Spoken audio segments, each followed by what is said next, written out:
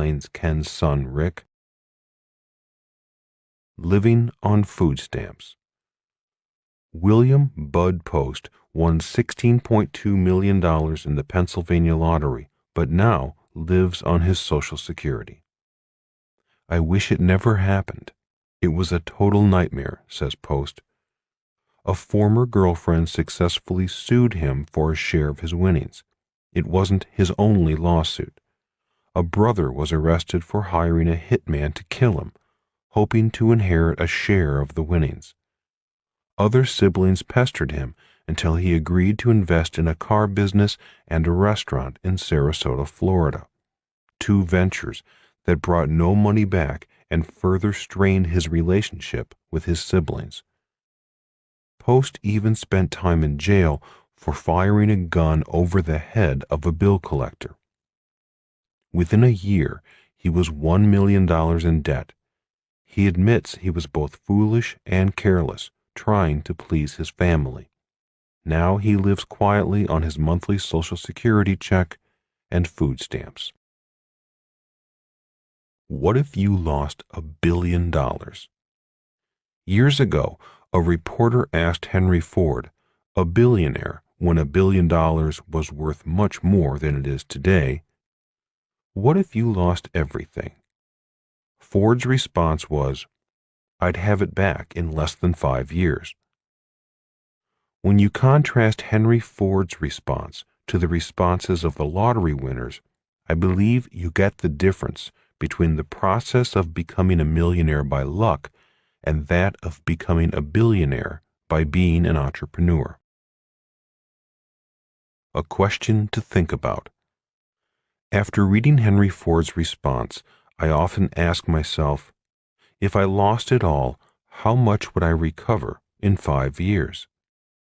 If my past is any indicator, each time I hit zero, and I did hit zero a number of times, I came roaring back, making much more money than I lost. I've not made $1 billion as Henry Ford did, but my businesses have had income in the hundreds of millions of dollars. In my opinion, the entrepreneur's process is the best process to get rich because it is also an educational process to achieving great wealth, if you have the heart, mind, and stamina for it. Pouring the foundation. The educational process of becoming an entrepreneur requires the entrepreneur to learn and gain experience in the 5 levels of the BI triangle. Once a person becomes somewhat proficient in all 5 levels, life is pretty good. It took me about 10 years as an undergraduate student of the business school of the streets to attain a basic level of proficiency. Can a person attain proficiency at all 5 levels faster? Absolutely. One of the reasons for writing this book was to simply inform you of the levels. If you know about the levels, it makes it easier to focus your learning activities and personal development, level by level. Why cash flow is the base level. Most wannabe entrepreneurs focus on the product level, the top level of the BI triangle. While product is important, looking at the BI triangle, you notice that cash flow is the base level with the most area allocated to it. When I first started out as a professional entrepreneur, I used to get excited looking at new products or ideas. That is how I got caught up in the nylon wallet business. The nylon wallet was just one of about 50 different product ideas we considered. Some of the other ideas were wooden puzzles, sugar packets with Hawaiian pictures on the packets wrapped in a burlap box, a magazine, and even candy bullets packaged in a box that said, "Bite the bullet." As you can tell, our thinking ability was unlimited. As soon as we decided on the nylon wallet as our product, the 3 of us began designing its packaging. Again, this required thinking, which all 3 of us enjoyed. It was not long before we were hitting the streets looking for investors. Most potential investors were polite and took time to look at our product and its packaging. Then, if they were interested, they all asked the same questions. May I see your numbers? What are your projections? When we did not have the answers, we were turned down, and turned down quickly. Even Rich Dad turned us down, but he did not turn us down politely. He was furious. Kicking my two partners out of his office, he closed the door behind them and gave me one of the most severe reprimands I have ever had from either of my dads. I have written about this incident in other books, so I will not retell the details of the story, yet the lesson is worth repeating. The lesson is, for successful business people and investors, the numbers are very important. Today, older, wiser, and much wealthier, whenever I am asked to evaluate a new product or business, I do the same thing those investors did to me years ago. I ask for the numbers. This does not mean I am any better at reading or producing numbers today than I was in 1978. The difference is, I ask for them and then ask someone who was trained at reading the numbers to go over the numbers with me. My level of expertise is the communications level, and I do go over that portion of the business plan carefully. I am pretty good at the communications level, but not that good at the cash flow level. But that is not an excuse for me to ignore the cash flow level, or any level for that matter. As an entrepreneur and an investor, I need to know the entire business, not just the parts of the business I am interested in. If a wannabe entrepreneur asks to show me a new product, the first question I ask is, do you have financial projections? Or, if the business is an established business, I will ask, do you have financial statements? Again, I ask these questions not because I am great at numbers, but as a test of the wannabe entrepreneur's knowledge of what it takes to be an entrepreneur. If the wannabe entrepreneur does have actual numbers or projections, I will ask someone else whose strength is in accounting to come with me to interpret the numbers. The numbers tell a story, and I need someone who can read the numbers and interpret them to tell me the story. As an entrepreneur, I believe it is very important to tell your business story in numbers. It's better to pay early. If you are serious about becoming an entrepreneur, an interesting exercise is to hire an experienced accountant to help you with a proposed budget and cash flow analysis. Even if you do not go through with the product or the business, the exercise will give you a better idea of what it costs to start and run a business. Once you know your budget, you will have an idea of how much you will have to sell to support the business. The experienced accountant may also point out expenses you may not know about. I wish I had done this exercise before starting my nylon surfer wallet business. I might not have lost as much money as I did. The cost of hiring a trained accountant for guidance would have been a drop in the bucket compared to the money I lost. More important, the money you spend for an accountant will be priceless in your educational development as an entrepreneur. If you ask most accountants, I am certain they will tell you that most entrepreneurs lack knowledge of accounting laws and practices and are horrible at record keeping. Their lack of accuracy with numbers may eventually get them in trouble. It is this lack of knowledge that eventually costs them even more money. In other words, pay them a little early rather than pay a lot more later. Why I created the board game. One of the primary reasons I created the cash flow board game is the reprimand my rich dad gave me back in the 1970s. For most of my life, Rich Dad had been emphasizing the importance of the numbers, and I sincerely thought I understood them. It was not until he chewed me out when I lost so much money that I began to understand why he put such emphasis on the numbers. Today, I understand. The game serves as a communication bridge between you and your accountant. It will not make you an accountant. The game will give you the advantage of being more familiar with the T thinking and A thinking logic of the accounting profession. If you are like me, weak at the subject of accounting and numbers, I strongly suggest you use the cash flow games as an educational tool.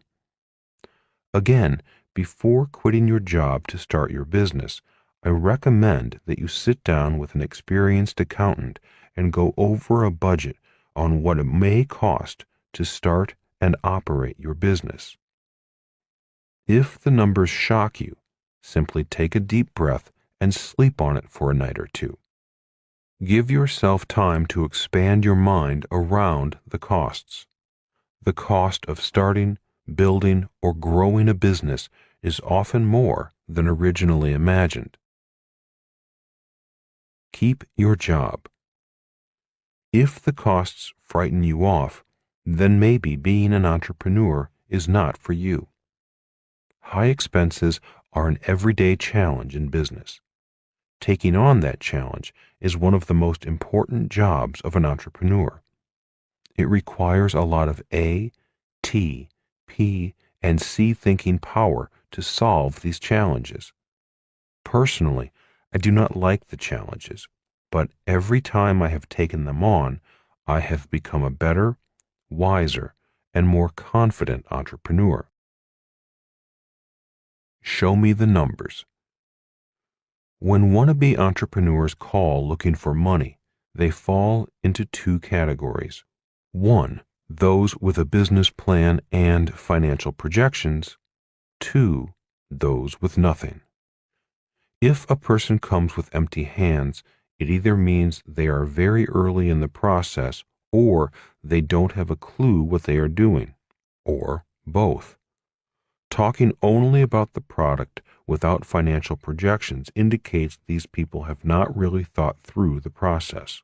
If I am interested, I may suggest they go back to the drawing board, follow the BI triangle as an outline, and then hire an accountant and come up with a business plan, which includes a set of numbers. One step to raising money. Whenever someone asks, "How do I raise money for my business?" I respond by asking, "Do you have a business plan?" A good business plan with a great presentation can raise the money you need. A bad business plan with a poor presentation can lose you money. This does not mean that the numbers of the business plan are cast in stone. The financial results of most startup businesses do not typically follow the plan or precisely meet the projections. The process of creating a business plan with numbers is an A thinking and T thinking process that causes the entrepreneur to think through the venture in more detail and then put it down on paper. Remember that a successful business is created before there is a business. The plan does not have to be elaborate. It can be very simple. A plan simply lets the potential investor see the thoughts inside the mind of the entrepreneur. Also, it allows the investor to know that the person is serious about the proposed business. Again, even if the business does not take shape, the process of thinking through the creation of a business, putting it down on paper, and matching it with numbers that tell the same story is an excellent educational process and reality check. It begins to balance school smarts and street smarts. Tell me a story. A number of years ago, a young man called me and asked for an appointment. When I asked for what purpose, he said, "I have a business proposal I would like to present to you."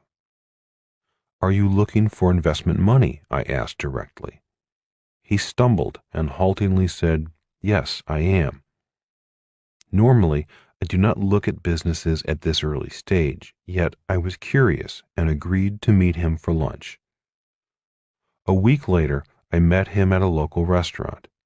He was well dressed and had an impressive looking business plan.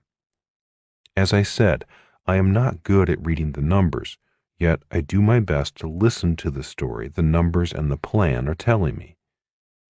The first thing I look at is the salary and wages line of the financial projections. For me, that is where the story begins.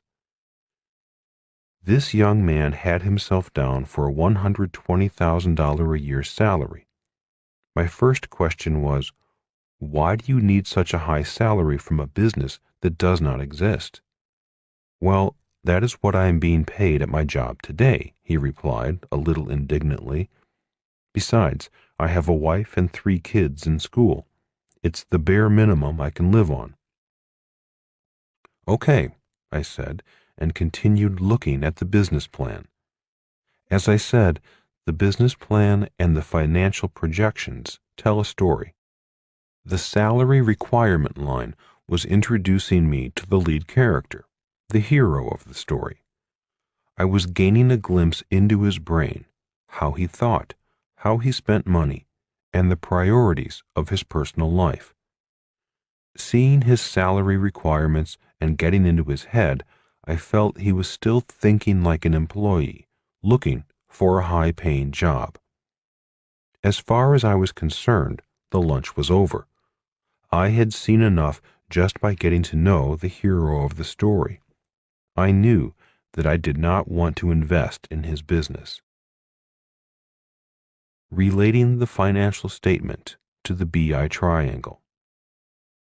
Since we had not yet ordered lunch, and I still had to be polite, I looked next at the other expenses of the business and how they related to the BI triangle. In other words, my first step was to call on my P-thinking mind. I needed to get a sense of who this person was in front of me. My second step was to call on the C-thinking, A-thinking, and T-thinking minds and create a relationship between the financial statement and the 5 levels of the BI triangle. My next question was, what do you do for your current employer? What is your job? "I am a mechanical engineer by training," he replied. "I work in customer service, tracking customer orders through our system. That is where I developed my product. Let me tell you about it." "Just a moment," I said. "I just have a few questions about your projections." Pointing at the line entitled Advertising and Promotion, I asked, "What is this expense for $10,000 a month? What is your marketing plan?" "Oh, I haven't given that much thought yet. My plan is to hire an agency and let them handle our marketing." "Have you had much experience in sales or marketing?" I asked. "No, I haven't," he said. "I've spent most of my career working on the internal systems of a business. That is where I got my idea for my new product. It will revolutionize order tracking." "Have you talked to an intellectual property attorney to protect your idea?" "Well, I have looked, but I really have not found one yet." "In your plan, you only have $4,000 for attorney's fees. Why is that?" "Well, I wanted to keep my expenses down. Later on, when money comes in, then I'll hire more attorneys. For now, I think $4,000 is adequate to get me off the ground." "And who helped you with these projections?" I asked. "I do not see a line for accounting expenses." "Oh, you're right. I forgot that expense. How much do you think should be allocated to accounting fees?" "I don't know," I said. "I'm not an accountant. If you really want to know, you should ask one." "How do I find a good one?" "You can call my accountant, but he is very expensive and may be more than you need at this stage." "Oh," said the entrepreneur, "I am trying to keep my expenses down. I'll look for a cheaper accountant." Lack of real-world experience. Although this was hardly an in-depth look at the business, I had heard enough of the story. Eventually, I did get a look at his product, which never should have happened if he had had an intellectual property attorney's advice. He did not have me sign any document saying I would keep the product a secret, a big and clear indicator of this wannabe entrepreneur's lack of real-world experience. My own lesson learned. If I had liked the product, I could have simply taken his idea and taken it to market. How do I know this? Painfully, I know this lesson because I made the same mistake he was making. In 1977, I should have patented my nylon shoe pocket wallet for runners, but I decided to save a few dollars by not hiring a patent attorney. That is why, after coming up with the idea for the cash flow board game, I did not tell anyone about the game except for Kim and my engineer behind the game. The first person I went to find was an intellectual property attorney. This is one more example of turning bad luck into good luck. Because of my inexperience and my desire to save a few dollars by not patenting my nylon wallet, I subsequently lost millions of dollars. That bad luck was turned into good luck when I learned from that mistake by patenting my cash flow board game. One reason why the legal level lies just below the product level of the BI triangle is that the entrepreneur's ideas are often the company's most important assets. The attorney's job is to protect the company, its products, and its intellectual property before there is a product or a business. You need to protect your ideas, your most important asset. Saying no. The young engineer looked good. He had the look of a successful business leader. His new product looked promising. Yet I said, "No, I don't think I will invest in your business." The cash flow level of the BI triangle had revealed his strengths and weaknesses as an entrepreneur. In the end, I was not saying no to his product or ideas. I was saying no to him. He still had a lot of homework to do. Although the product looked promising, the entrepreneur's story did not. He might succeed, but I had my doubts. If he did succeed, I doubted if he had the ability to grow the business to a point where, as an investor, I could get my money back. So I passed on the opportunity to invest with him. There are no bad investments. My rich dad often said, "There are no bad investments, but there are many bad investors." He also said, "There are no bad business opportunities, but there are many bad entrepreneurs." In my opinion, this young engineer had a great idea for a great new product. However, his ideas about business were not so great. What Rich Dad wanted to pound into our heads was that the world was filled with mega-million-dollar opportunities. The problem is that there are more mega-million-dollar opportunities than there are mega-million-dollar entrepreneurs. That is why the cash flow level of the BI triangle is so important. It tells the story, not of the opportunity, but of the entrepreneur. This is especially true in the creation phase of the business, when the business is not yet a business. Red flags.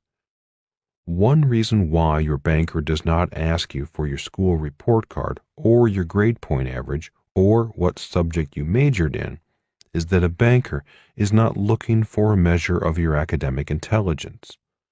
Your banker is looking for your level of financial intelligence, which indicates your level of financial responsibility. how much you earn, what you spend your money on, and how much you keep. When looking at financial projections, or better yet, the actual financial numbers from an existing business, I have learned to look for similar indicators. When looking at the numbers, forecast or actual, there are certain items that are red flags for me. Red flag number 1, extravagant salaries. You may have already noticed that I looked at that line first. It tells me a lot about the entrepreneur. One thing it tells me is what is more important to the entrepreneurs, the business or their personal lives. Many, many times I have met entrepreneurs who rape, starve, and torture their business rather than feed and nurture the business. A friend of mine consulted with a building maintenance company in Denver that was having cash flow problems. The business had great contracts with offices and apartment houses to keep the parking areas swept in summer and free of snow in winter. With low overhead and high margins, the company should have been doing well. Instead, the business was always in financial trouble. Upon further inspection, my friend found that the owner had expensive ski chalets in Vail and Aspen, with the accoutrements, doodads, to match. On top of that, the company had flashy cars and threw lavish parties, all at company expense. To make matters even worse, he had been lying to the IRS and the state tax department, and his actions were starting to border on tax evasion rather than tax avoidance. When my friend recommended that he sell his houses and his cars, cut back on his spending, and hire a high-powered accounting firm to beg for mercy, my friend was fired. The owner still thought there was something wrong with the business. This is an extreme example of an entrepreneur putting his needs before the needs of the business. The numbers of the business told the story of both the business and the entrepreneur. Red flag number 2, good expenses and bad expenses. This is one of Rich Dad's most important lessons. He said, "The reason so many people are poor is that they are poor spenders." In other words, there are good expenses and bad expenses. He also said, "The rich are rich because they have expenses that make them rich. The poor are poor because they have expenses that make them poor." Regarding the subject of entrepreneurship, he said, "Most people are not good entrepreneurs because they are savers rather than smart spenders." One of the downfalls of my nylon surfer wallet business was my desire to save money and not spend $7,000 on patent attorney fees. Saving a few $1,000s cost me a multi-million-dollar business. My lesson was to learn to spend money that made me money.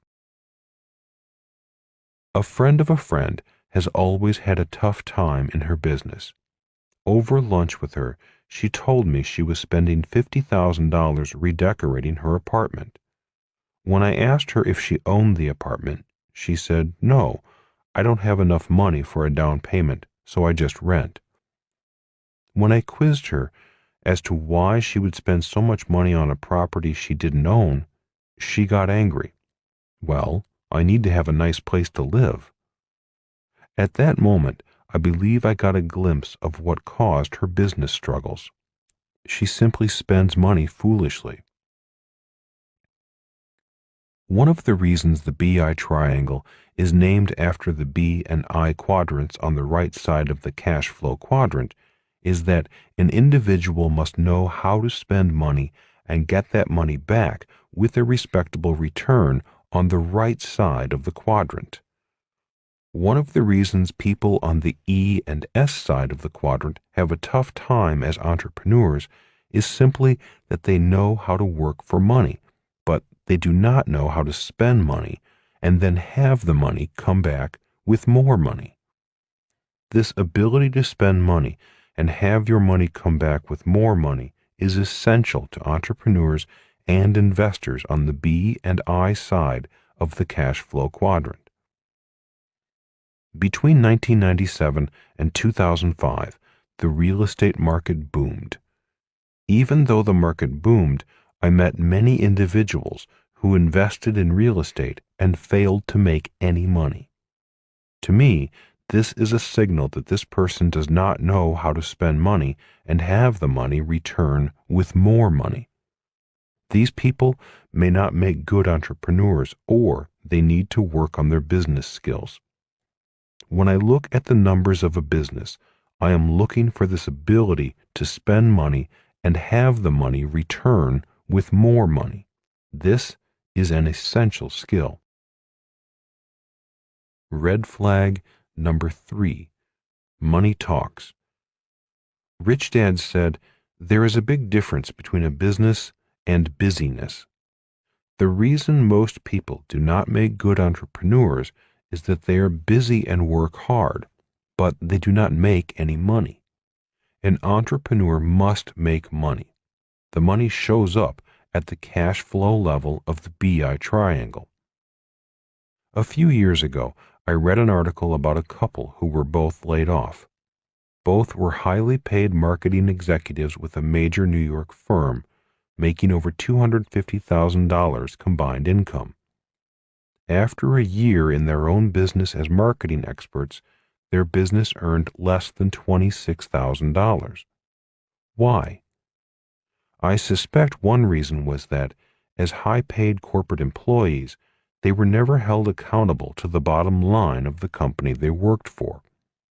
As entrepreneurs, owners of their own business, they had to be very accountable. They found out that their marketing skills in the corporate world did not translate to financial success on the streets. Suddenly, they found out that owning a business does not mean simply working hard and being busy. Owning a business means your activities show up directly on the bottom line as money made and money lost. Rich Dad would say, an employee can be paid for being busy. An entrepreneur is paid for results. The results are often known as the bottom line. That is why the cash flow level is the base of the BI triangle. As Rich Dad said, you do not need a safe deposit box for excuses. To me, certain red flags indicate the entrepreneur is stuck in a part of the developmental process. Will the entrepreneur learn from the process and move on, or keep raising the same red flags? Red flags occur in life as well as in business. Whenever someone gets stuck in their process, I have noticed that life sends up red flags of its own. They can be warnings such as bad health, bad luck, or bad relationships. Rich Dad said, red flags are warnings. We can choose to heed the warning and learn, or ignore the warning. If you do not heed the warning, the process may change directions on you and a new process may begin. My real dad smoked 2 to 3 packs of cigarettes a day. The red flags were flying for most of his life. He did not heed the warnings and was eventually diagnosed with lung cancer. He finally quit smoking, but it was too late. One process ended, and a new one began. His next process was a battle for life, a battle he lost a year later. Be accountable. There is an overused statement that goes, money talks and BS walks. Where money talks the loudest is on the bottom line of a financial statement. As an entrepreneur, you do not have to be an accountant, but you do need to be accountable. Before you quit your job, please remember 2 things. 1. Employees and advisors are not responsible for the bottom line. Entrepreneurs are. 2. When you look at the cash flow quadrant, People on the E and S side of the quadrant are not required to have financial statements. However, financial statements are required by people on the B and I side. Why? Because money talks, and the story it tells is of the financial acumen of the individual in the B or I quadrant. These individuals are measured by their financial success in the B or I quadrant. Think like a CFO. If you would like to improve your financial skills at the cash flow level of the BI triangle, I strongly recommend you get the cash flow game and play it often. The game teaches you to think like a CFO, a chief financial officer, an important member of any entrepreneurial team. The buck stops with the entrepreneur. A CEO or entrepreneur cannot pass the buck. Making excuses or blaming subordinates is never attractive. The buck stops with the entrepreneur or CEO. That is why the cash flow level is the base level of the BI triangle. That is where the bucks stop. As an entrepreneur, you are the person responsible for the entire BI triangle. So, before you quit your job, always remember where the buck stops and that money talks. Rich Dad's Entrepreneurial Lesson Number 6. The best answers are found in your heart, not in your head. Chapter 6. The 3 Kinds of Money. What did you learn in Vietnam? Asked Rich Dad. I learned the importance of mission, leadership, and the team, I replied. Which was the most important? The mission. Good, Rich Dad smiled. You'll make a good entrepreneur. A Green Marine. In early 1972, my job was to pilot a UH-1 Huey helicopter gunship in Vietnam. After 2 months in the war zone, my co-pilot and I had flown several missions, but had not yet encountered enemy fire. This was soon to change. On the day I finally met the enemy, things were already very tense for me. We flew with our doors open, and the wind chattered through the aircraft. Looking back at the aircraft carrier, our home, I was once again reminded that this was a war zone and my school days were over. For 2 years, I had trained for this mission. I knew that each time we crossed the beach and flew over land, there were real live enemy soldiers with real guns and real bullets waiting for us. Turning to look back at my crew of 3, 2 machine gunners and a crew chief, I asked on the intercom, "Are you guys ready?" Not saying anything, they simply gave me a thumbs up. My crew knew I was green and untested. They knew I could fly, but they did not know how I would perform under the pressure of combat. Initially, there were 2 helicopters in our flight. About 20 minutes into the flight, the lead aircraft had to turn back. Apparently, there were electrical problems. We were told by the powers that be on the aircraft carrier to continue and to remain on call in the area. You could feel the tension mount in our aircraft because the lead aircraft had the more experienced pilots. They had been in combat for over 8 months. On top of that, their aircraft carried air-to-ground rockets. My aircraft only had machine guns. As the lead aircraft turned and headed back toward the ship, the anxiety in my aircraft was very real. None of us liked being out there alone. We passed over some of the most beautiful beaches in the world and headed north. We had dark green rice paddies to our left, blue-green ocean to our right, and white sand beaches below us. Suddenly, over the radio, 2 Army helicopters broadcast that they needed help. They were in a battle with a 50 caliber machine gun in the hills beyond the rice paddies. Being close by, we responded and began flying toward their location. Flying just below the clouds, we soon saw the Army helicopters in a firefight with the machine gun on the ground. There was also a lot of small arms fire coming from enemy troops in the area. It was easy to tell the difference between the rounds from the 30 caliber guns that the troops carried and the heavier 50 caliber rounds from the machine gun. The tracers from the 30 caliber small arms fire looked like hot red-orange specks zipping up against the dark green sky. The 50 caliber tracer rounds looked like flying ketchup bottles. I took a very deep breath and kept flying. Watching the battle as we flew closer, I kept hoping the Army helicopters would destroy the machine gun and not need our help. But no luck. When one of the Army helicopters was hit and fell from the sky, I knew we were going to be part of the fight. As the smoking helicopter spiraled to the ground, the tension climbed even more in our aircraft.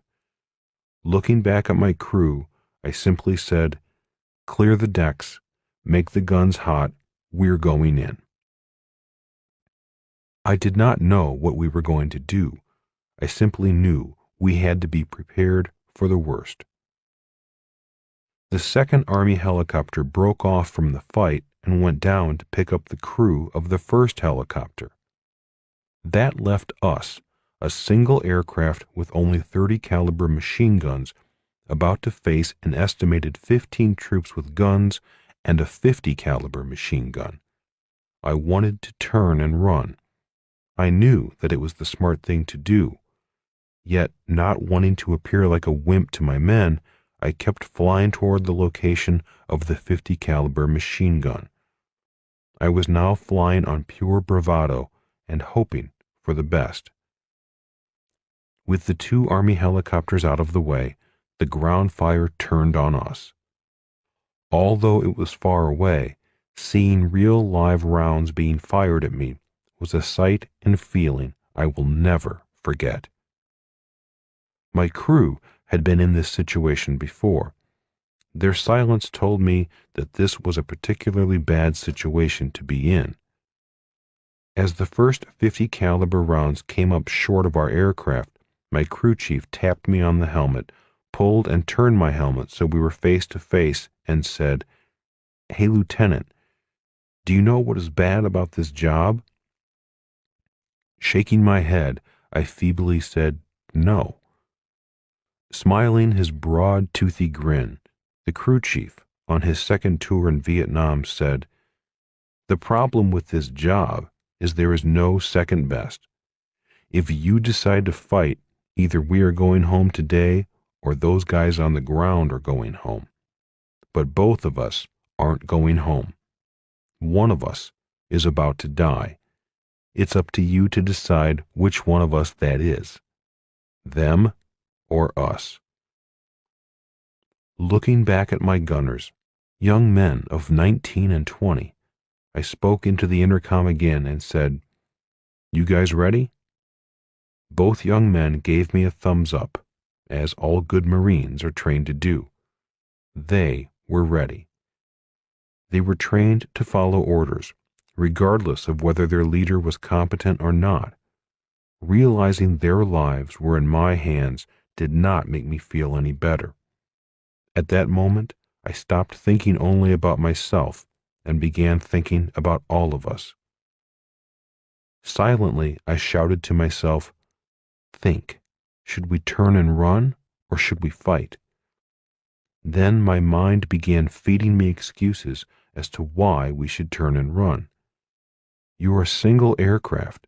There should be at least two aircraft. Isn't there a rule saying you cannot fight unless there are two aircraft? The lead pilots are gone. They had the rockets. No one will blame us if we turn and run. Maybe we can go down and help the Army pilots. Yeah, let's go help them. Then we don't have to do our job. Then we have an excuse for not fighting. We were on a rescue mission. We saved some Army flyers. Yeah, that sounds good. Then I asked myself, what if we miraculously win? What if we beat that 50 cal and live? What will we get? The answer came back. We all might receive some medal for bravery. We'll be heroes. And what if we lose? The answer came back. We'll be dead or captured. Glancing back at the two young gunners, I decided their lives were worth more than a medal on a ribbon. So was mine, I admitted to myself. Being brave and stupid was ruled out. The 50 caliber rounds were flying closer to us. The gunner on the ground was increasing his accuracy with every shot.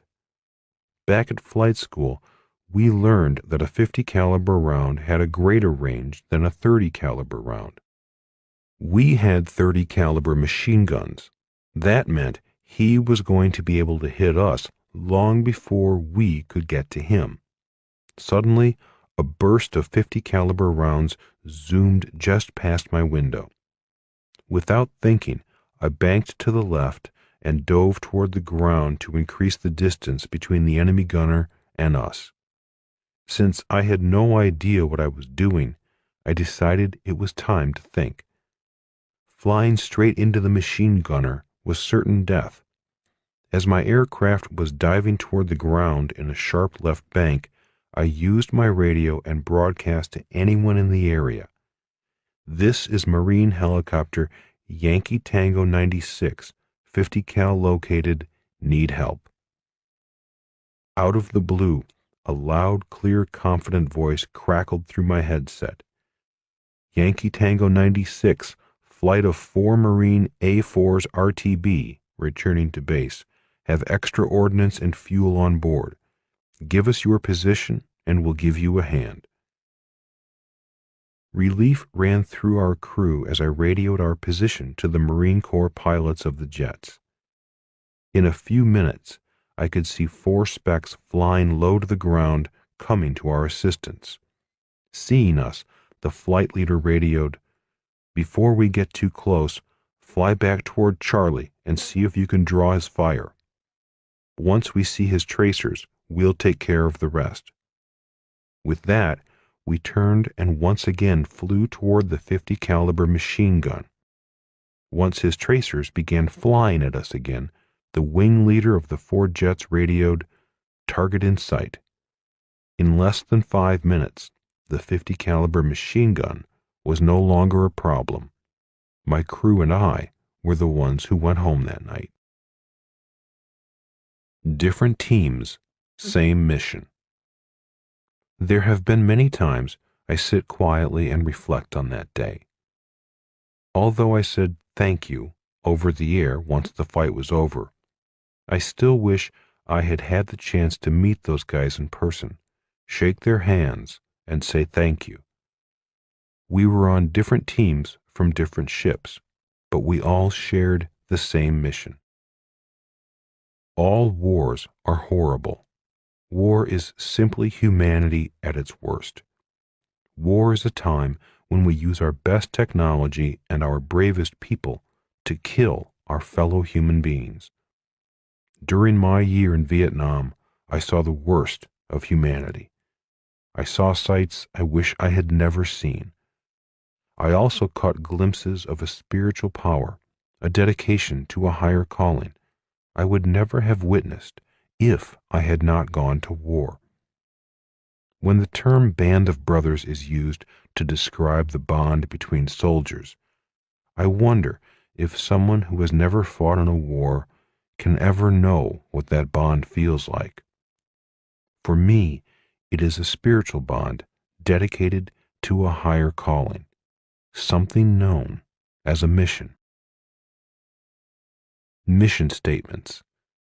In business today, it is very fashionable to tout one's mission statement, the sole driving purpose for forming the business. After my Marine Corps and Vietnam experience, I have remained skeptical each time someone says, The mission of our business is. My skepticism causes me to wonder how much the word mission is just that, only a word. The stronger mission wins. One day I was flying near the DMZ, the demilitarized zone that used to separate North Vietnam from South Vietnam. Looking down upon the carnage raging below me, I noticed something that deeply disturbed me. Returning to the aircraft carrier that night, I raised my hand during the debriefing and asked, why do their Vietnamese fight harder than our Vietnamese? Are we fighting for the wrong side? Are we fighting for the wrong cause?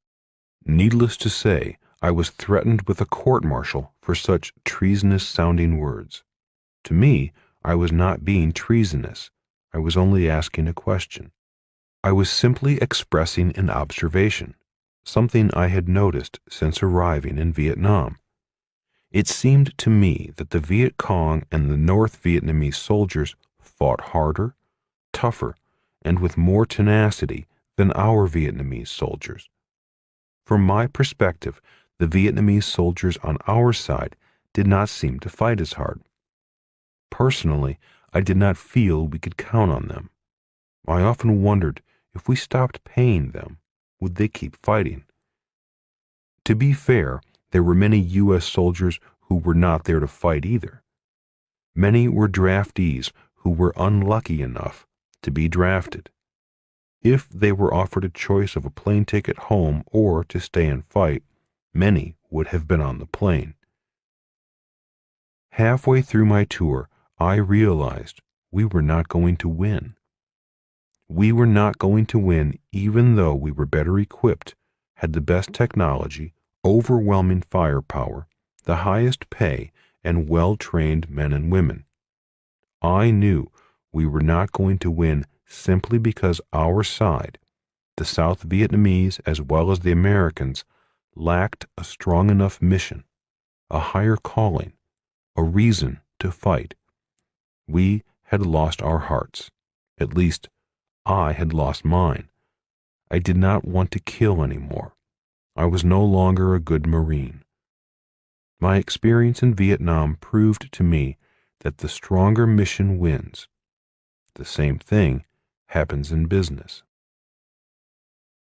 A vow of poverty. Most of us know that men and women of religious faith have taken vows of poverty in support of their spiritual mission. When I was a little boy, my dad explained to me that his friend, a Catholic priest, had taken a vow of poverty.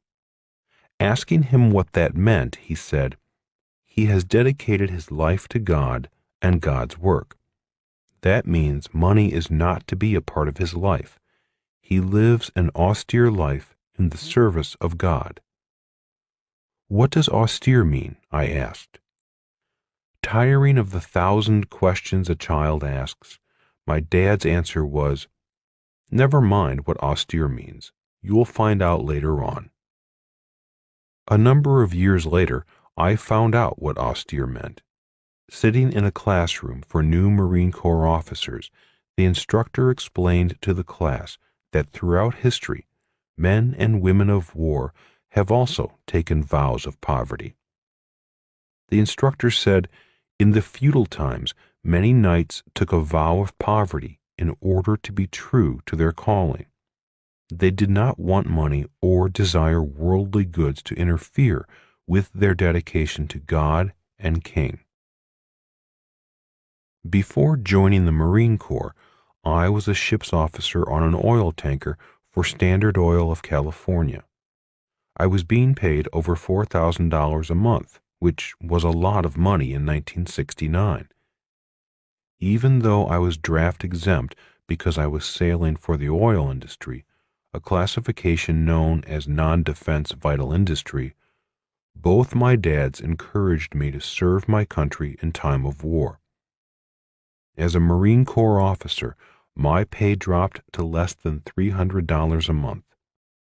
Sitting in that classroom, listening to the instructor, reminded us that throughout history, men and women of war took vows of poverty. I finally found my definition of the word austere, the definition my dad did not give me some years before. 3 kinds of income, 3 kinds of money. There are 3 kinds of income. 1. Ordinary income. 2.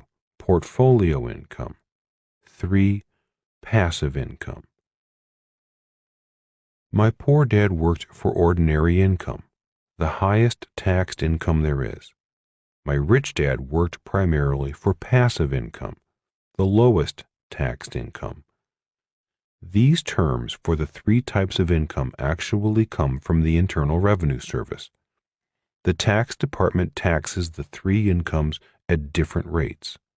An entrepreneur has the opportunity to work for all 3 types of income and needs to know the differences because the different tax rates can make a huge difference to the bottom line.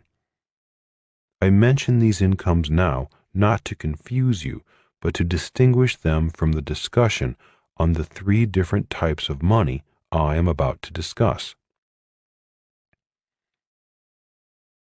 When we were in high school, Rich Dad taught his son and me that people work for 3 different types of money. They are 1. Competitive money, 2. Cooperative money, 3. Spiritual money. Competitive money. To explain competitive money, he said, we learn to compete early in life. We compete in school for grades, we compete in sports, and we compete for the person we love. At work, we learn to compete for jobs, for raises, for promotions, for recognition, and for survival. In business, companies compete for customers, market share, contracts, and good employees. Competition is survival of the fittest, dog eat dog. Most people work for competitive money. Cooperative money. To explain cooperative money, he said, in sports and in business, cooperation is known as teamwork. The richest, most powerful entrepreneurs have built the biggest businesses in the world via cooperation. They become more competitive due to the cooperation of their team. Most entrepreneurs of large businesses are great team leaders. Spiritual money. Explaining spiritual money was a little bit more difficult. He said, spiritual money is created by doing God's work, work that God wants done. It's work being done in response to a higher calling. Not understanding what Rich Dad meant, I asked him, you mean like forming a church? His reply was, there are entrepreneurs who do form churches, just as there are entrepreneurs who form charities. Both could be examples of working for spiritual money, but spiritual money is not restricted to simply a church or charity. For years, this category puzzled me, and I often had discussions with him on this subject. During one of these discussions, he said, most people go to work for money, nothing else. They do not care if it is competitive, cooperative, or spiritual. For many people, work and money are just a means to an end. If you paid them twice as much to not work, many would take your offer. You mean they would not work for free? I asked with a smirk. No, definitely not. If you did not pay most people, they would move on looking for another job. They may want to help you and your business, but they have bills to pay and families to feed. They need money, any kind of money. They would choose their job depending upon which one paid the most and had the best benefits. So, is spiritual money like loving your work and doing what you love? No, smiled Rich Dad. Doing what you love is not what I mean by spiritual money. So what is spiritual money? I asked. Is it working for free? No, That is not it either. It's not about working for free, because spiritual money is not really about money. Spiritual money is not about money? If it is not about money, then what is it about? I asked. It's about doing a job not because you want to do it, but because it must be done, and you know deep down in your soul you're the one that is supposed to do it. How do you know you're supposed to do it? I asked. Because it disturbs you that no one else is doing it. You may say to yourself, why isn't someone doing something about this? Could it anger you? I asked. Oh, yes, said Rich Dad softly. It can also sadden you or even break your heart. It may seem like an injustice or a crime to you. It probably disturbs your sense of decency. It seems unfair, an injustice. Don't most people have these feelings about something in their life? I asked. Yes, but most people don't do anything about it. They go to work and say things such as, why doesn't the government do something about it? Or they write letters to the editor and complain. But they don't do anything about it, I added. Quietly, Rich Dad said, in most cases, no. They may talk about it, they may complain about it, but they do little about it. After all, they are too busy at their job, earning enough money to pay the rent and saving enough money to take the kids to Disneyland. What would happen if they did do something about it? I asked. What might happen? If they were truly committed to solving the problem, I would say that the invisible forces of this universe, of God, might come to their support. Magic might happen in their lives. This is when spiritual money comes into play. But it is more than money. People you never met before come to join forces with you, not for the money, but for the mission. Why do they join you? I asked. Because they are on the same mission. That was about all I could handle that day. I had a test the next day, and my mission at the time was to get out of high school. Giving your gift. About a year went by, and once again I brought up the subject of spiritual money. If I simply work on a problem I know needs to be worked on, will that bring in the invisible forces, the spiritual money? Rich Dad laughed and said, maybe and maybe not. I'm not the one who makes those decisions. I will say this. One of the keys to attracting the invisible magical forces is to be dedicated to giving your gift. What? I responded with a jolt. Giving my gift? What do you mean by a gift? A special God-given talent, Rich Dad replied. Something you are the best at. A talent God gave especially to you. And what would that be? I asked. There is nothing I know of that I am the best at. Well, you have to find it. Does everybody have one? I'd like to think so, smiled Rich Dad. If everyone has a gift, why are so many people below average? I asked. Rich Dad roared with laughter at that question. Finally composing himself, he said, because finding your gift, developing your gift, and giving your gift is very hard work. Most people do not want to work that hard. Now I was puzzled. It seemed to me that if God had given us a gift, it should be apparent. It should be easily accessible. When I asked Rich Dad to clarify this, he said, great doctors spend years in school and then practice for years developing their gift. Great golfers have practiced for years developing their gift. While there are the exceptions, such as child prodigies, most people have to dedicate their life to finding and developing their gift. Unfortunately, the world is filled with gifted people who never develop their gift. Finding one's gift can be hard work, and then developing one's gift can be even harder work. And that is why so many people appear to be below average. So that is why most professional athletes practice harder than amateurs? I asked. They dedicate their life to developing their strength and skills in order to develop their gift. Rich Dad nodded. Once again, I had heard more than I could handle. The discussion was over, but I remembered the lesson.